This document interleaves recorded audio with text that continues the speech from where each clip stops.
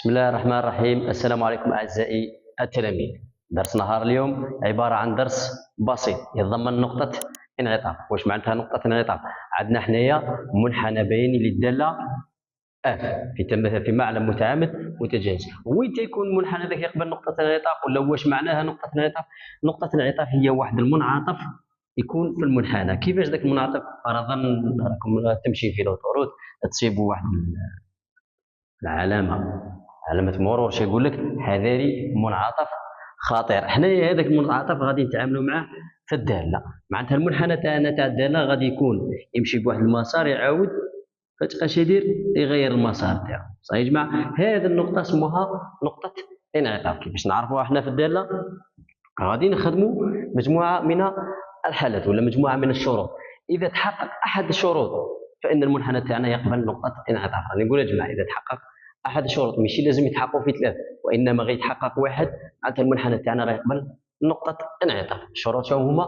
أول شرط يقول لك المشتقة الأولى فتحة لإكس زيرو تنعدم عند النقطة إكس زيرو ولا تغير من إشارتها. كيفاش يا جماعة؟ عندنا مثال فرضا اف لإكس تساوي لنا إكس مكعب زائد 2. قلنا بين أن المنحنى سي اف يقبل نقطة انعطاف. بين أن سي اف يقبل نقطة انعطاف. صح. الشرط واش راه يقول؟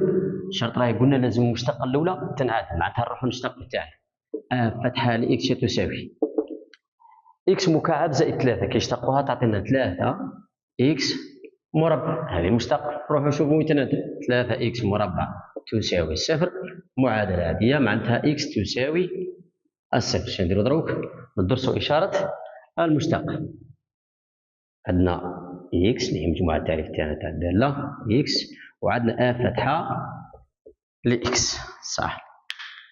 إكس راه من ناقص ما لا نهاية زائد ما لا نهاية. الإكس اللي صبنا هي شيء زيرو راه يعدم منا المشتق. كي نجو الإشارة يا جماعة هذا راه حل وحيد. هنايا نفس إشارتها وهنا نفس إشارة المشتقة تاعنا انعدمت عند الصفر ولم تغير من إشارتها. إذا النقطة صفر لصفر عبارة عن نقطة انعطاف. يا جماعة صح. نجو نكملو الشرط تاعنا. شا قالنا؟ المشتقة تاعنا لازم تنعدم ولا تغير من إشارتها. واش معناتها ولا تغير من إشارتها؟ معناتها تكون هنا إما موجبة ولا ما كانتش موجبة كيفاش تكون؟ سالبة. هذا فيما يخص الشرط الأول. نروحو للحالة الثانية ولا الشرط الثاني. الشرط الثاني شي يقول لك فتحتين لإكس صفر تنعدم عند إكس صفر مغيرة إشارتها. واش معناتها؟ معناتها المشتقة الثانية تنعدم وتغير إشارتها. كيفاش يا جماعة؟ فرضا عندنا الجدول التالي إكس ناقص ما لا نهاية زائد ما لا نهاية. المشتقة تاعي المشتقة الثانية انعدمت على إكس زيرو وغيرت من إشارتها. واش معناتها غير؟ معناتها تكون موجبة ترجع سالبة، ولا العكس تكون سالبة ترجع موجب. ندو مثال بسيط. واش يقولنا؟ فرضا عندنا اف لإكس تساوي لنا إكس أس 3 ناقص 2. السؤال شي قال لي؟ بين أن سي اف يقبل نقطة انعطاف. هاي نتأكد. أول حاجة شنديرو؟ نروحو نعينو المشتقة الأولى. اف فتحة لإكس تساوي 3 إكس مربع. كملنا مع المشتقة الأولى. نروحو للمشتقة الثانية. فتحة لإكس تساوي لنا 6 إكس. هذه المشتقة الثانية يا جماعة. نشوفوا وين تنعدم. 6 إكس تساوي الصفر. يستلزم إكس تساوي لنا الصفر. نروحو نديرو جدول إشارة المشتقة الثانية. عندنا هنا إكس وهنا فتحتين لإكس ناقص ما لا نهاية زائد ما لا نهاية. وين نعدمت يا جماعة؟ عند الصفر. هنايا كي نجو ندير الإشارة عندنا حل وحيد معادلة من الدرجة الأولى صافي. هنايا نفس إشارة صافي موجب وهنايا سالب. شا عندنا جماعة هنا؟ المشتقة الثانية انعدمت عند الصفر وغيرت من إشارة. إذن إذن صفر لصفر تمثل نقطة انعطاف لمن للسي اف. وهذا المثال يا جماعه يتحقق ثاني الشرط فيه ها صحيح، بصح حنا شي لازم يكفي شرط واحد، اما هذا ما تحققش ذا نروحو نفيريفيوزيوش صحيح يا جماعه. اما الحاله الثالثه يا جماعه فيها جانبين. الجانب الاول انك تشوف بعينيك، واش معناتها يعطيك حتى في تمرين ولا في باك ولا في ما على باليش انايا في مثال ولا يعطيك منحنى باين للداله ويرسم المماس كما كنت تلاحظوا هنا. عندي هذا اللي راه بالازرق يا جماعه هو التمثيل الباين للداله اف في معلم متعامد التجانس او اي جي، وهذا اللي راه لك حال يا جماعه راه يمثل المماس. شنو نلاحظوا هنا؟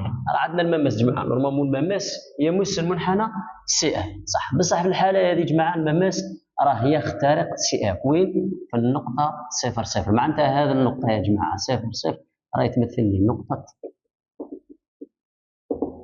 انعطاف صحيح يا جماعه. معناتها وين تنقولوا منحنى سي اف يقبل نقطه انعطاف؟ اذا كان المماس يخترق سي اف تاعنا صحيح يا جماعه. ولا طريقه واحده اخرى ولا بالعمل كما نقولوا يعطينا اي تساوي ا اكس زائد بي. هذا اش راه يمثل يا جماعه؟ هذا راه يمثل مماس صحيح، ولا هذه معادله المماس دلتا. معادله المماس عند نقطه ذات فاصله اكس. اش نروح نديروا؟ نروحوا ندرسوا اشاره الفرق تاع اف لاكس ناقص معادله المماس. هذه معادله المماس تاعنا صحيح دلتا، ونستنتج الوضع النسبي بالنسبه لمن الوضع النسبي تاع من تاع سي اف بالنسبه لدلتا. فرضا نحن يا جماعه رحنا حسبنا اف لاكس ناقص اكس صبناها موجبه في هذه الحاله، وهنايا سالب. هنا يا جماعه الفرق شرا صغار نعدم، وهنا راه موجب وهنا راه سالب. اش نقولوا هنا؟ نقولوا بلي سي اف راه فوق المماس دلتا. هذا مماس دايما صحيح يا جماعه. وهنا نقولوا بلي سي اف راهو تحت دلتا مماس تاعنا، وهو لا صح. وهنا نقولوا بلي سي اف راه يخترق عفوا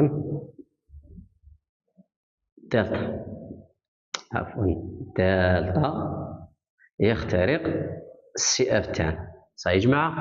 هنا الوضع النسبي راه فوق ومن بعد رجع تحت، وهنا راه كاين بيناتهم تقاطع ولا نقولوا المماس تاعي يخترق المنحنى. اذا النقطه اكس صفر ا لاكس صفر عباره عن نقطه انعطاف لمن للسي اف تاعنا للسي اف صحيح يا جماعه. هذا غير حاله من الحالات. ممكن ثاني فرضا في مثال واحد اخر هنا ما تصيبش موجب، اش غادي تصيب؟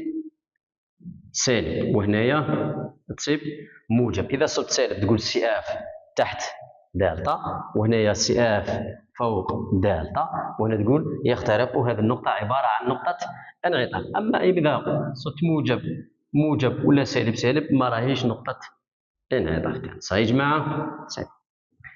وفي الاخير نشكركم على حسن الاصغاء والمتابعه، والى اللقاء.